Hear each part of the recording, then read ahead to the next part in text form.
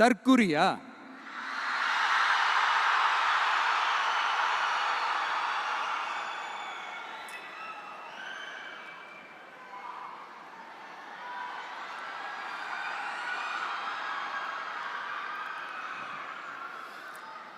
நம்ம டிவிகேக்கு சப்போர்ட் பண்ற லட்சக்கணக்கான மக்கள், நம்மளுடைய நண்பிகள், நம்மளுடைய ஜென்சி கிட்ஸ்